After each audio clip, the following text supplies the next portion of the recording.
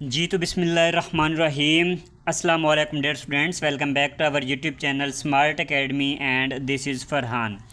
जी तो dear students, जैसा कि हमारी एक्सपीरियंस वाली सीरीज़ चल रही है Pakistan navy sailors initial test experience, और आज हम आपके साथ शेयर करेंगे आज का टेस्ट एक्सपीरियंस 13 जुलाई 2026। आज के टेस्ट में आने वाले मुख्तलिफ टेस्ट सेंटर पे जो काफ़ी सारे MCQs रिपीट हुए हैं वो आपके साथ शेयर किए जाएंगे। और ये हमारा एक्सपीरियंस नंबर 5 होने वाला है। ऑलरेडी हम 4 वीडियोज़ अपलोड कर चुके हैं जिनमें हमने 114 MCQs शेयर किए हैं, तो आपने वो सारी वीडियोस जाके वॉच करनी है। मोस्ट इंपॉर्टेंट MCQs हैं जो कि टेस्टों में बार बार रिपीट हो रहे हैं। स्टूडेंट्स टेस्ट देने के लिए जाते हैं और आके हमारे साथ जो अपना एक्सपीरियंस शेयर करते हैं वो MCQs यहाँ पे हम आपके साथ शेयर कर देते हैं। ठीक है, ये बहुत ज़्यादा इंपॉर्टेंट MCQs हैं और आपने कहीं से भी इस वीडियो को भी स्किप नहीं करना और पुरानी सारी वीडियोस आपने जाके वॉच करनी है। चाहे आपने किसी भी पोस्ट पे अप्लाई किया हुआ है, technical, naval, police, marine, chef steward, MTD, musician, नैब खतीब, PT ब्रांच या फिर IT ब्रांच, जितनी भी हैं, किसी भी आपने ब्रांच पे अप्लाई किया हुआ है तो आपने ये तमाम वीडियोस अच्छे से वॉच करनी है। बहुत ज़्यादा इंपॉर्टेंट MCQs हैं। ओके, इसके अलावा जो बच्चे प्रिपरेशन करना चाहते हैं, नोट्स बाई करना चाहते हैं, तो आप हमसे व्हाट्सएप के ऊपर कांटेक्ट कर सकते हैं। ये हमारा व्हाट्सएप नंबर है 034838306112। और मैसेज करने का तरीका भी आपको आगे चल के बताएंगे। आपने अपना नाम, अपनी सिटी का नाम और पोस्ट के साथ आपने मैसेज करना है और नंबर सेव करके मैसेज करना है। ठीक है, जो बंदे भी नोट्स बाई करना चाहते हों। बाकी जिनने अभी तक चैनल को सब्सक्राइब नहीं किया हुआ तो चैनल को आप लोगों ने लाजमी से सब्सक्राइब कर लेना है और नीचे डिस्क्रिप्शन बॉक्स में हमारे फ्री व्हाट्सएप चैनल का लिंक मिल जाएगा, आपने उसको भी जाकर लाजमी से फॉलो कर लेना है। वहाँ पे भी हम काफ़ी सारी इन्फॉर्मेशन और अपडेट्स वगैरह शेयर करते रहते हैं। और आज की इस वीडियो में हम 34 MCQ शेयर करेंगे। ठीक है, तो ये वाली वीडियो बहुत ज़्यादा इंपॉर्टेंट होने वाली है। चलते हैं अपनी वीडियो को स्टार्ट करते हैं। हमारा क्वेश्चन है question number 115, what is the percentage of oxygen. Oxygen की परसेंटेज पूछी गई है। ठीक है, इन एयर, हवा में जो है ना ऑक्सीजन की कितनी परसेंटेज है, 18%, 21%, 25% या फिर 30%। तो इसका जो राइट आंसर है ये है जी हमारे पास 21%। ठीक है, ऑक्सीजन की मिकदार कितनी है हवा में, 21% है। 78% आती है जी हमारे पास नाइट्रोजन। ये MCQs भी पूछा जाता है। ठीक है, देखें ये एक MCQs एक्स्ट्रा हो गया, तो इसको मिला के हमारे पास कितने हो गए, 35 MCQs हो गए। नाइट्रोजन की परसेंटेज कितनी है जी, 78% है। 21% क्या है जी, बाकी जो ऑक्सीजन है, और जो बाकी 1% बचती है उसमें फिर सारी गैसेज आ जाती हैं। ठीक है, उसमें 1% में बाकी सारी गैसेज आ जाती हैं। अच्छा, एक और MCQs यहाँ पे मैं आपके साथ शेयर कर रहा हूँ जो हमारा MCQs नंबर 36 हो जाएगा इस वीडियो का। तो वो ये है कि मोस्ट अबेंडेंट गैस का MCQs पूछा जाता है आप लोगों के टेस्ट में, वो कौन सी है जी, वो भी हमारे पास नाइट्रोजन गैस है। ठीक है, मोस्ट अबेंडेंट गैस, जो अबेंडेंट मतलब बहुत ज़्यादा मिकदार में पाई जाने वाली, कौन सी है जी, नाइट्रोजन गैस है। ओके, नेक्स्ट MCQs है हमारे पास question number 116, which country won the 2011 cricket world cup. 2011 का क्रिकेट वर्ल्ड कप कौन सी कंट्री ने जीता था, पाकिस्तान, ऑस्ट्रेलिया, इंडिया या फिर श्रीलंका। तो किसने जीता था जी, इंडिया ने जीता था। अच्छा सुनिए, ये मैक्सिमम MCQs जो है ना वो सारे के सारे हम जो वीडियोस ऑलरेडी अपलोड कर चुके हैं उनसे आ रहे हैं, हमारे जो नोट्स हैं उनसे आ रहे हैं। ठीक है, जो बच्चे सीरियस हैं, प्रिपरेशन करना चाहते हैं, नोट्स बाई करना चाहते हैं, आप कांटेक्ट कर सकते हैं। इंशाल्लाह जो आपका टेस्ट होगा वो मैक्सिमम नोट्स में से ही क्लियर हो जाएगा, कवर हो जाएगा। ठीक है, नेक्स्ट MCQ हमारे पास question number 117, the speed of light is, speed of light, light की स्पीड कितनी है। ऊपर वाले दोनों MCQs हो गए, वो हमने अपने वीडियोस में शेयर किए हुए, अपने नोट्स में हैं। ये वाला जो MCQs है ये भी हमारे नोट्स में मौजूद है। इसी तरह से जितने भी टेस्टों में MCQs आ रहे हैं मैक्सिमम MCQs हमारे वहीं से कवर होते जा रहे हैं। अच्छा, यहाँ पे स्पीड ऑफ लाइट बतानी है, 3 × 10⁻6 मीटर पर सेकेंड, 3 × 10⁻7 मीटर पर सेकेंड, 3 × 10⁻8 मीटर पर सेकेंड या फिर 3 × 10⁻9 मीटर पर सेकेंड। तो इसका जो राइट आंसर है ये है जी हमारे पास 3 × 10⁻8 मीटर पर सेकेंड। ये क्या है जी, ये स्पीड ऑफ लाइट है। ठीक है, क्या है जी, speed of light. Next MCQ है हमारे पास question number 118, what is the capital of Australia. Australia का कैपिटल पूछा गया है जी। ये वाला MCQ भी हमने शेयर किया हुआ है। हम आपको बताते भी रहते हैं कि एक एमसीक्यूज़ आपके टेस्ट में लाजमी कैपिटल या करेंसी से आ सकता है। ठीक है, ऑस्ट्रेलिया का कैपिटल सिडनी, मेलबोर्न, कैनबरा या फिर पर्थ। तो जो ऑस्ट्रेलिया का कैपिटल सिटी है ये है जी हमारे पास कैनबरा। ठीक है, क्या है जी, कैनबरा है। इस तरह एक ऑस्ट्रेलिया है, एक और कंट्री है जी ऑस्ट्रिया। बहुत सारे स्टूडेंट्स जो है ना इसमें स्टूडेंट्स को पता नहीं होता कि ऑस्ट्रिया नाम की भी कंट्री कोई होती है, वो ऑस्ट्रेलिया समझ के ही टिक कर देते हैं कैनबरा के ऊपर। तो ऑस्ट्रिया एक अलग कंट्री है। ऑस्ट्रिया का जो कैपिटल सिटी है वो है जी वीना। ठीक है, क्या है जी, वीना, ये ऑस्ट्रिया का कैपिटल सिटी है। ऑस्ट्रेलिया का कैनबरा है। इन दोनों में आपने लाजमी अगर इस तरह का एमसीक्यूज आता है तो आपने इस चीज़ को ध्यान में रख के जो है ना इसको टिक करना होगा। ओके, नेक्स्ट एमसीक्यूज है हमारे पास question number 119। Pakistan won the ODI cricket world cup in. Pakistan ने ओडीआई क्रिकेट वर्ल्ड कप कब जीता था? 1987, 1992, 1996 या फिर 1999 में। तो ये वाला एमसीक्यूज भी हमने अपनी वीडियोस में भी शेयर किया हुआ है, हमारे नोट्सों में भी ये एमसीक्यूज मिल जाएगा। तो ये पाकिस्तान ने जीता था जी 1992 में। उस वक्त जो पाकिस्तान क्रिकेट टीम के कप्तान थे वो इमरान खान थे। ठीक है, जिसको अब आप कायदे नंबर 804 के नाम से जानते होंगे। और जो पाकिस्तान ने जीता था वो इंग्लैंड से जीता था। ठीक है, इंग्लैंड इसमें क्या थी जी, रनर अप टीम थी। अक्सर रनर अप टीम का भी पूछा जाता है कि जो 1992 का वर्ल्ड कप था उसमें रनर अप टीम कौन थी, मतलब दूसरे नंबर पे। अब देखें जो वर्ल्ड कप हुआ उसमें तकरीबन 16 टीमें होती हैं, कि कहीं पे जो है ना 20 टीमें होती हैं। तो उनमें से जो है ना सबसे आखिर में ये 2 टीमें बच गई थी, पाकिस्तान और इंग्लैंड की। तो पाकिस्तान जीत गया, मतलब पाकिस्तान फर्स्ट पे आ गया और सेकंड पे इंग्लैंड जो है ना वो रह गई थी। तो वो हमारे पास रनर अप होता है जी दूसरे, पहले के पीछे आने वाला। ओके, तो ये चीज़ भी आपने लाजमी याद रखनी है। अच्छा, इस एमसीक्यूज़ को अगर हम मिला लें यहाँ पे, जैसा कि मैंने आपको कप्तान का नाम बता दिया, 37 एमसीक्यूज़ हो गए। किस से जीता था? इंग्लैंड से जीता था। 38 एमसीक्यूज़ हो गए इस वीडियो में। ठीक है, नेक्स्ट एमसीक्यूज़ हमारे पास question number 120। Molecular mass of water H2O is. अच्छा, ये वाटर का केमिकल फार्मूला भी पूछा जाता है। ठीक है, 39 एमसीक्यूज़ हो गए। वाटर का केमिकल फार्मूला क्या है जी? केमिकल फार्मूला, अच्छा यहाँ पे इसके साथ साथ मालिक्यूलर मास पूछा गया। वाटर का मालिक्यूलर मास कितना है जी? 16, 18, 20 या फिर 22 ग्राम। यहाँ पे ग्राम की बात हो रही है, तो कितना है जी? 18 ग्राम होता है। ठीक है, इसमें देखें जो ऑक्सीजन का हमारे पास नंबर है वो कितना है जी? 16 है। और एक हाइड्रोजन जो है ना वो 1 के बराबर होता है। यहाँ पे 2 हाइड्रोजन है तो ये 2 के इक्वल होंगे और ये हमारे पास क्या बनेगा जी? 18 बनता है। इसी तरह से कभी कभी 2 का भी पूछा जाता है कि 2 जो मोल हैं, 2 जो वाटर के मालिक्यूल हैं उसका जो है ना मालिक्यूलर मास कितना बनेगा? तो उसका कितना बनेगा? 1 का कितना है जी? 18 है। 2 का कितना बनेगा? 36 बनेगा। ठीक है, एक एमसीक्यूज ये हो गया, 40 एमसीक्यूज हो गए।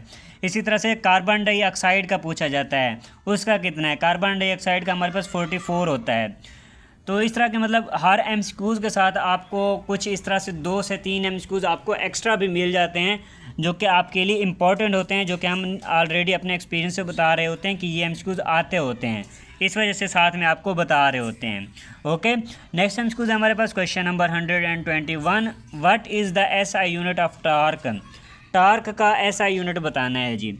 जूल, न्यूटन मीटर या फिर पास्कल। तो इसका जो राइट आंसर है ये है जी हमारे पास न्यूटन मीटर। ठीक है, टार्क का ऐसा यूनिट क्या है जी? न्यूटन मीटर है। सी ऑप्शन इसका राइट आंसर है। जूल किसका यूनिट है? मैंने आपको लास्ट वीडियो में भी एक्सप्लेन किया था, ये हमारे पास वर्क और एनर्जी दोनों का यूनिट है। ठीक है, और इसी तरह से उसके बाद देखिए न्यूटन हमारे पास फोर्स का यूनिट हो जाता है, पास्कल हमारे पास प्रेशर का यूनिट है।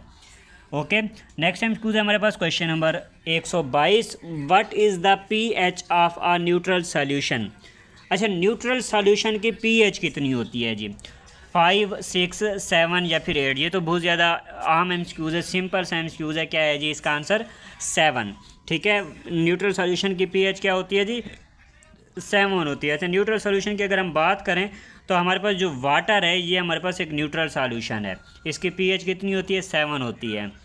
इसी तरह से एक और एमसीक्यू पूछा गया है कि pOH of neutral solution, neutral solution की पीओएच क्या होती है?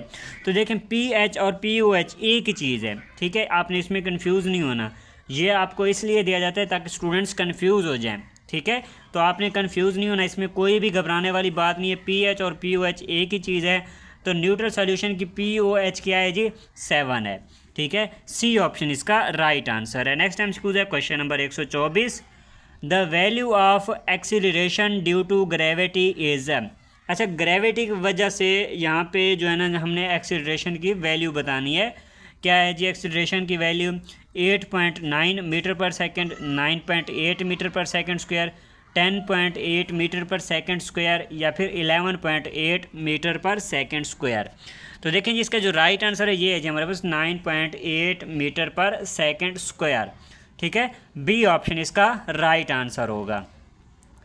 नेक्स्ट क्वेश्चन है क्वेश्चन नंबर 125। अच्छा, उससे पहले स्टूडेंट्स यहाँ पे आपके साथ अपना व्हाट्सअप नंबर शेयर करते चलें। जो बच्चे इंटरेस्टेड हों, नोट्स बाई करना चाहते हो, प्रिपरेशन करना चाहते हो, अभी हमने पाकिस्तान एयरफोर्स की भी प्रिपरेशन स्टार्ट करवा दी हुई है 2 दिन से। तो जो बच्चे पाकिस्तान एयरफोर्स की प्रिपरेशन करना चाहते हैं या नेवी के नोट्स बाई करना चाहते हैं तो आप हमसे इस नंबर के ऊपर कॉन्टैक्ट कर सकते हैं। मैसेज करने का तरीका ये होगा कि आपने उसमें अपना नाम बताना है, अपनी सिटी का नाम बताना है और साथ में आपने ये बात लाजमी मेंशन करनी है कि किस पोस्ट पे आपने अप्लाई किया हुआ है और आपने नंबर सेव करके ही मैसेज करना है, अदरवाइज़ व्हाट्सअप बैन कर देता है और फिर जो है ना आपको रिप्लाई ही नहीं मिल पाता। ओके, तो इस नंबर पे ही आपने मैसेज करना है आपको कोई भी इन्फॉर्मेशन चाहिए हो। और जब आपका टेस्ट हो जाए आपने अपना टेस्ट एक्सपीरियंस भी हमारे साथ इसी नंबर के ऊपर शेयर करना है। उसके बाद हम आपको एक जो हमारा सेपरेट ग्रुप हमने बनाया हुआ है पास्ड कैंडिडेट्स वाला, जिसमें जो स्टूडेंट्स पास करके आते हैं उनको वहाँ पे ऐड कर दिया जाता है ताकि उनको जो ना फर्दर गाइड किया जा सके।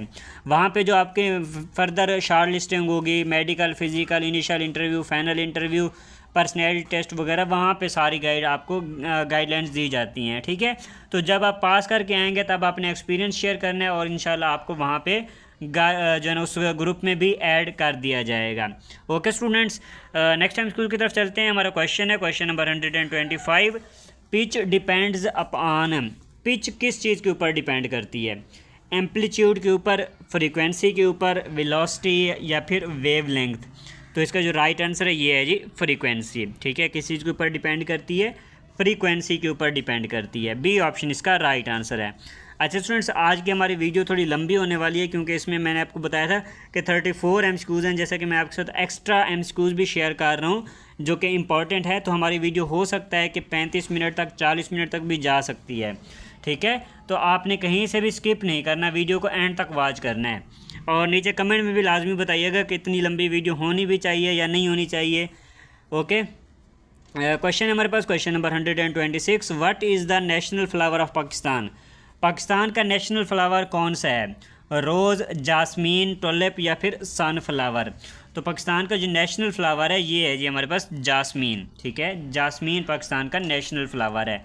एंड इसके साथ साथ जो पाकिस्तान की हर नेशनल चीज़ जितनी भी हैं, कौमी परिंदा है, कौमी जानवर है, कौमी कलर है, कौमी सब्ज़ी है, कौमी जूस हो गया, कोई भी चीज़ है नेशनल, वो आपको लाजमी आनी चाहिए। जैसे कि कौमी फ्रूट के बारे में भी MCQs पूछा जाता है, ठीक है, नेशनल फ्रूट के बारे में। तो नेशनल चीज़ें जितनी भी हैं ना आपको सारी आनी चाहिए, ठीक है। तो ये MCQs आपके लिए ये भी इम्पॉर्टेंट है। इसमें इसका राइट आंसर क्या है जी? जासमीन है, बी ऑप्शन। नेक्स्ट क्वेश्चन है question number 127, which is the largest bank of Pakistan? Pakistan का सबसे बड़ा बैंक कौन सा है जी? Habib bank limited, national bank of Pakistan, united bank limited या फिर मीज़ान बैंक? तो पाकिस्तान का जो सबसे बड़ा बैंक है वो कौन सा है जी? नेशनल बैंक ऑफ पाकिस्तान, ठीक है।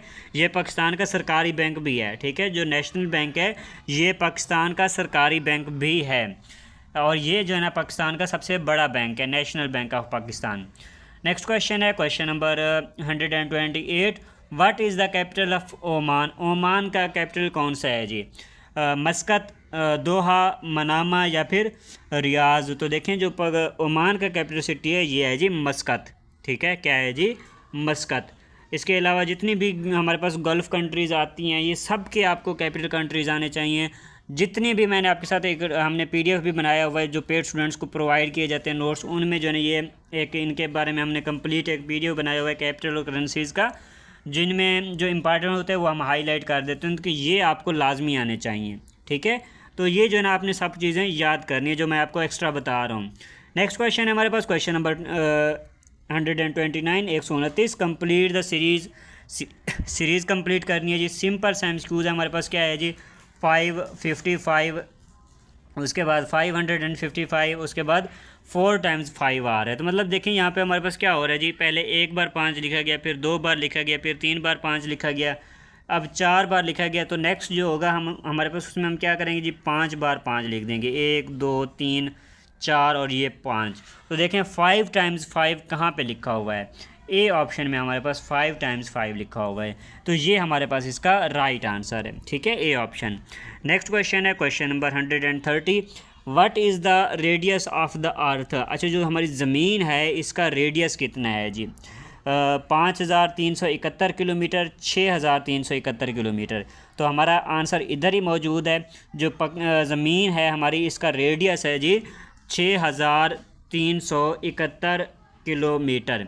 अच्छा, अब रेडियस क्या होता है, अक्सर रेडियस के बारे में भी एमसीक्यूज़ पूछे जाते हैं, ये मैथ में जो है ना।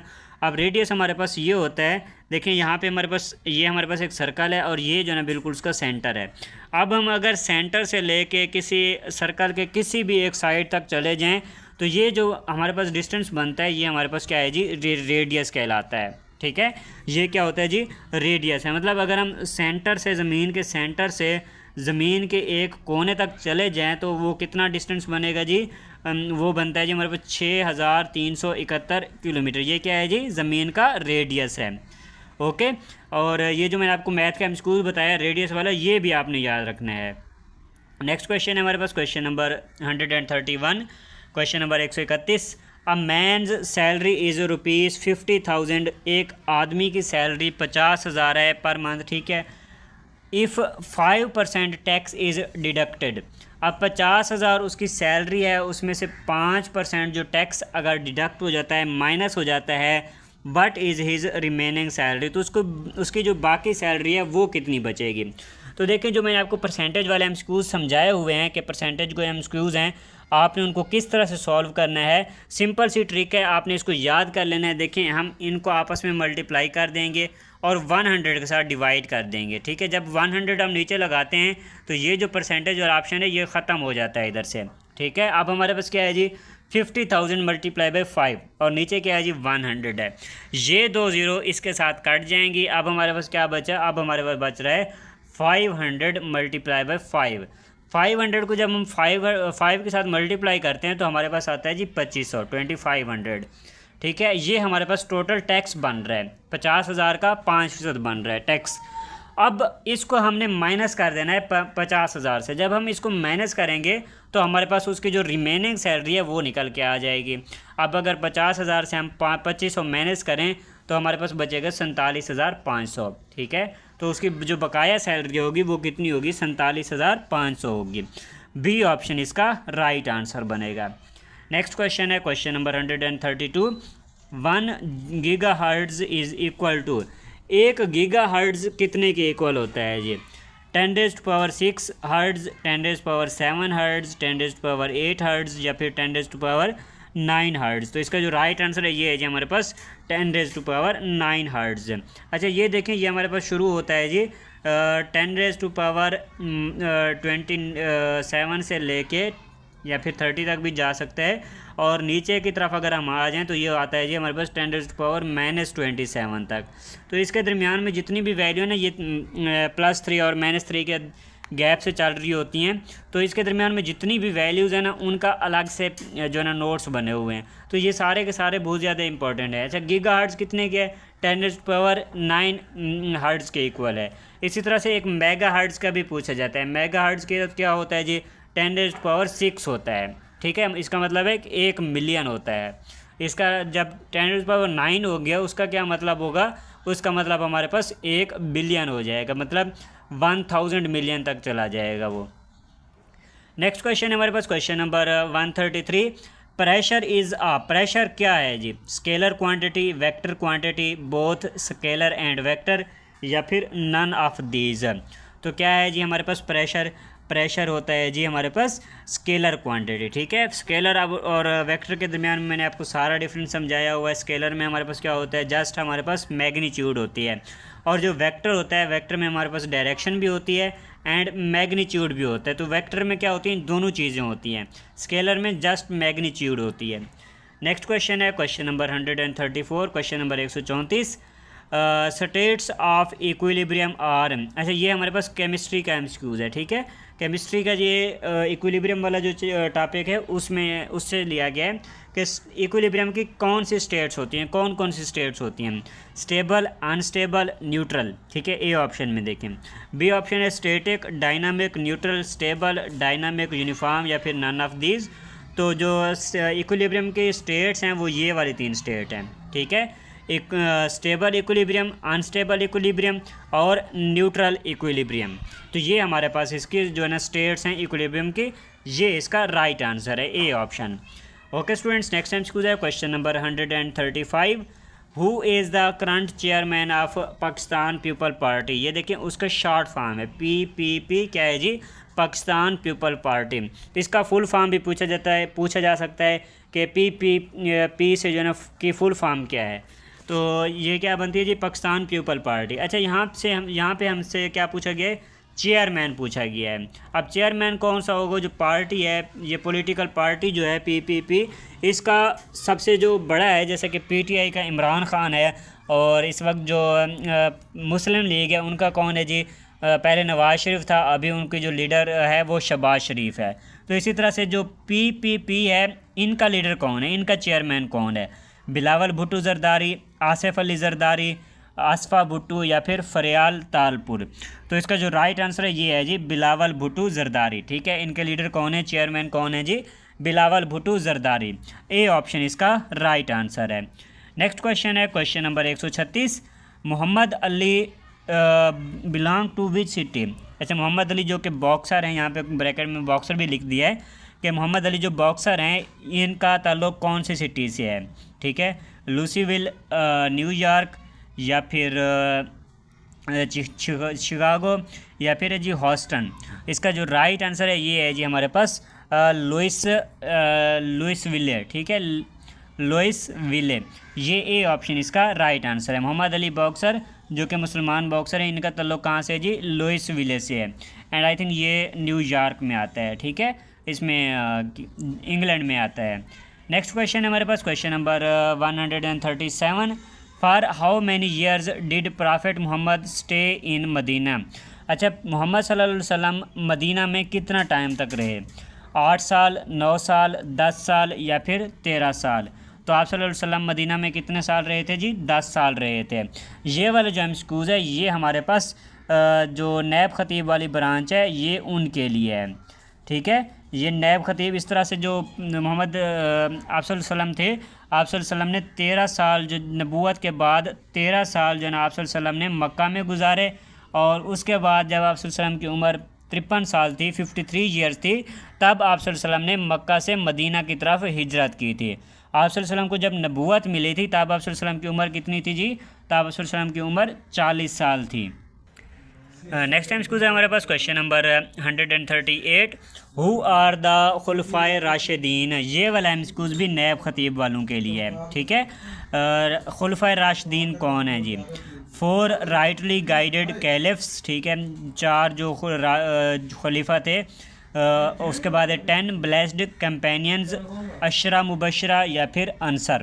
तो इसका जो राइट आंसर है ये है जी हमारे पास 4 राइटली गाइडेड कैलिफ्स, जो 4 खुलफा थे, राइटली गाइड मतलब उनको अच्छी तरह से जो समझे हुए थे। तो ये हमारे पास वो हैं जी, खुलफाए राशिदीन कौन है जी, ये वो 4 हैं। अच्छा, इसके साथ साथ इससे रिलेटेड जो एमसीक्यूज़ आ सकते हैं वो ये है कि जो 4 खलीफा थे, कौन कौन से खलीफा थे, उन्होंने किस खलीफा ने कितने साल जो ना खिलाफत की, और साथ में ये कि उनकी नंबरिंग मतलब पहले कौन था, दूसरा कौन था, तीसरा कौन था और चौथा कौन था, और कितने कितने अरसे तक वो रहे थे, ठीक है। जो नैब खतीब वाले हैं आपने ये चीज़ भी देख लेनी है।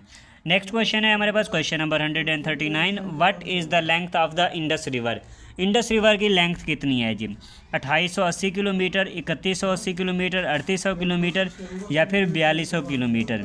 तो जो इसकी इंडस रिवर की लेंथ है वो है जी हमारे पास 3180 किलोमीटर, ठीक है। बी ऑप्शन इसका राइट आंसर है। इसी तरह से जो हमारी कोस्टल लाइन है, कोस्टल लाइन कौन सी है, जो समुंदर के साथ का जो बॉर्डर है, ठीक है, जो समुंदर जितने एरिया को टच करता है उसकी भी लेंथ पूछी जाती है। वो कितनी है जी? वो हमारे पास है जी 1040 किलोमीटर। ठीक है, 1040 किलोमीटर। नेक्स्ट क्वेश्चन है क्वेश्चन नंबर 140। अच्छा स्टूडेंट्स, उससे पहले अगेन आपके साथ व्हाट्सएप नंबर शेयर करते चलें।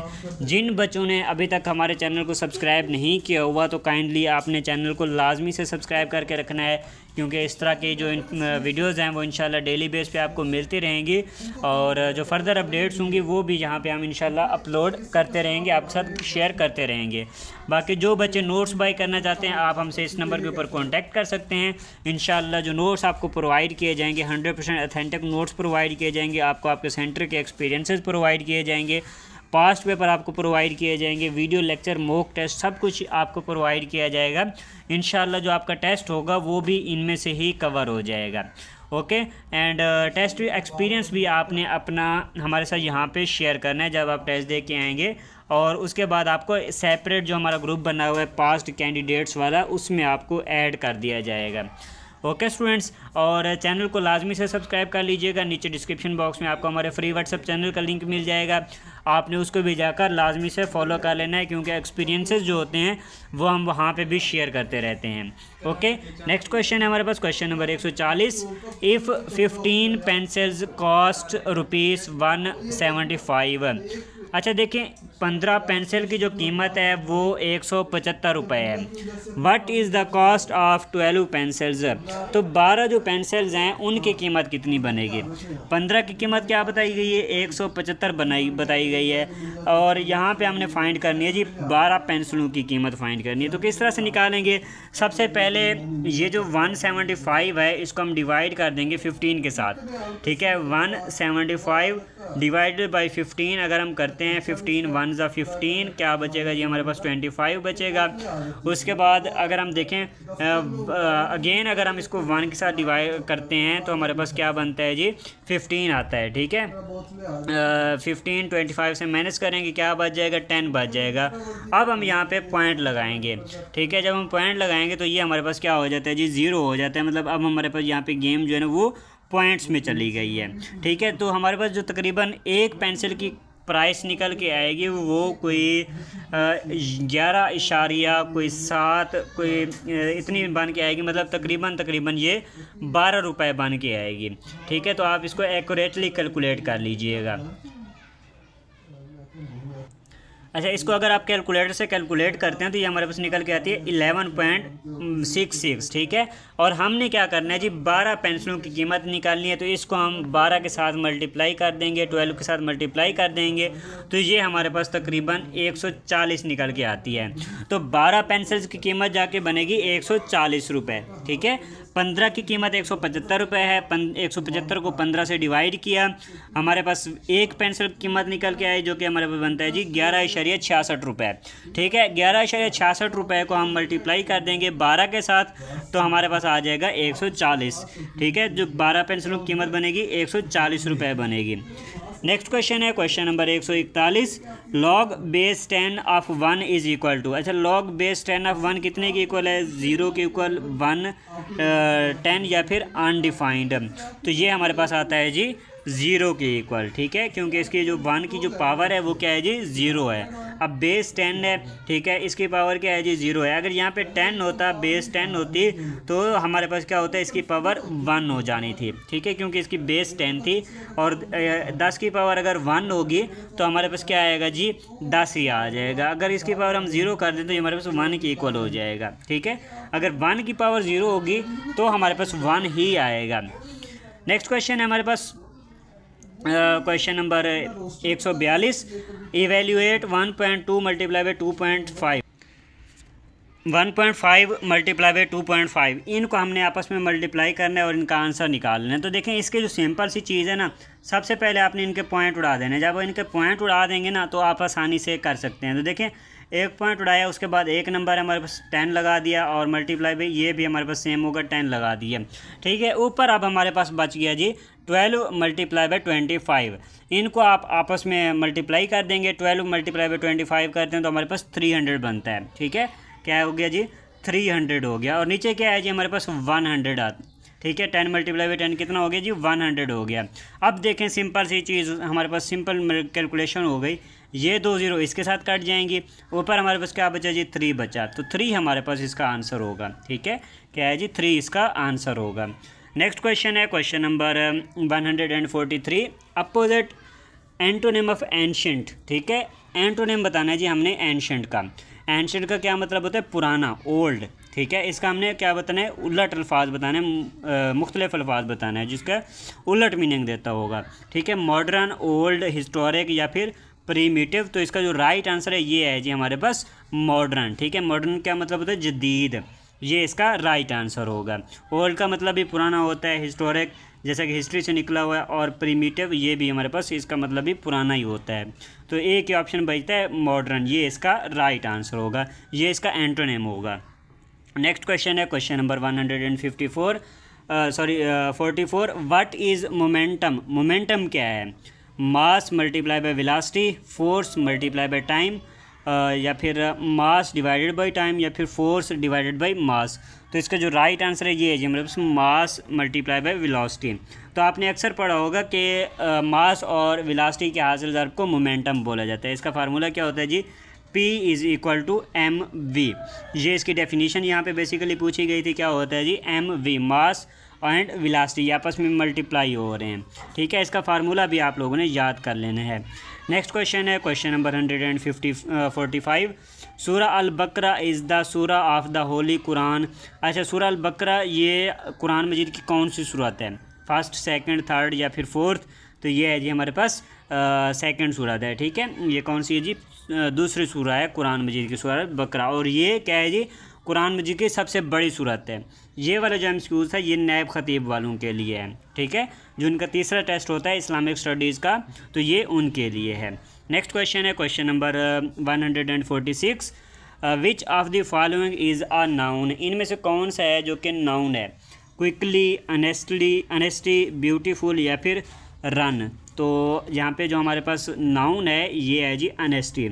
अच्छा, अनेस्टी हमारे पास कौन सा नाउन है, ये हमारे पास अब्स्ट्रैक्ट नाउन है। ठीक है, अंदर नाउन की जो ना मुख्तलिफ किस्म इकसाम्स होती हैं जिनमें हमारे पास अनेस्टी आता है अब्स्ट्रैक्ट नाउन के अंदर। ठीक है, तो ये नाउन वाले टॉपिक भी आपने अच्छे से कर लेना, जितने भी पार्ट्स ऑफ स्पीच हैं 8 के 8 आपने सब कुछ अच्छे से करके जाना है।